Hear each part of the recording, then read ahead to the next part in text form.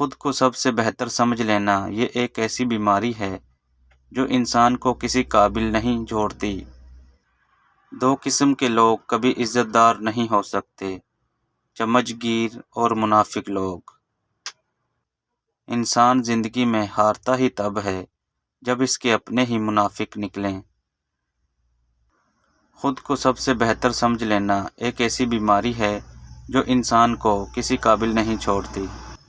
زندگی میں ایک بات ہمیشہ یاد رکھیں کہ مکھن لگانے والوں کے ہاتھ میں چاقو بھی ہوا کرتے ہیں۔ غلطی ہو جائے تو مان لیں اور غلط فہمی ہو جائے تو دور کر لیں، یہی بہترین زندگی گزارنے کا طریقہ ہے۔ جس خاندان میں ایک دوسرے کا ہاتھ پکڑ کے چلتے ہوں، انہیں کبھی دوسروں کے پاؤں پکڑنے کی ضرورت نہیں پڑتی۔ انسان کو ہمیشہ یاد رکھنا چاہیے کہ نیک عمل کبھی ضائع نہیں ہوتا۔ غلامی بہت بڑی لعنت ہے۔ غلامی زبان سے وہ کچھ کہلوا سکتی ہے جو انسان کہنا نہیں چاہتا۔ آج کل تعلیم زیادہ ہے اور علم کم ہے، جبکہ پہلے زمانے میں علم زیادہ تھا اور تعلیم کم تھی۔ حضرت علی رضی اللہ تعالی عنہ نے فرمایا، کسی پر تب تک بھروسہ نہ کرو جب تک تم اسے اپنے لیے غصے میں نہ دیکھ لو۔ برے سلوک کا بہترین جواب اچھا سلوک اور جہالت کا بہترین جواب خاموشی ہے۔ انسان پریشانیوں کی گنتی کرنے کا ماہر ہے، لیکن نعمتوں کا حساب کرنا بھول جاتا ہے۔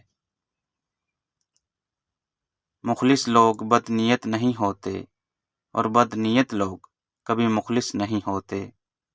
حضرت علی رضی اللہ تعالی عنہ نے فرمایا، غم کو دور کرنے والی بہترین چیز تقدیر الہی پر بھروسہ کرنا ہے۔ حضرت علی رضی اللہ تعالی عنہ نے فرمایا، غریبوں کے ساتھ بیٹھا کرو تاکہ تم شکر گزار بنو۔ بہت کم ایسے ہیں جو اپنی آنکھوں سے دیکھتے ہیں اور اپنے دل سے محسوس کرتے ہیں۔ غم پیسے والوں کو بھی ہے اور خوشیاں غریب کے پاس بھی ہیں۔ جس بستی سے حق والا محروم ہو کر نکلے، وہ بستی ویران ہو جاتی ہے۔ اگر حالات پر آپ کی پکڑ اچھی ہے تو زہر اگلنے والے آپ کا کچھ نہیں بگاڑ سکتے۔ ماضی کا استعمال زندگی کو بہتر بنانے کے لیے کیجیے، بدتر بنانے کے لیے نہیں۔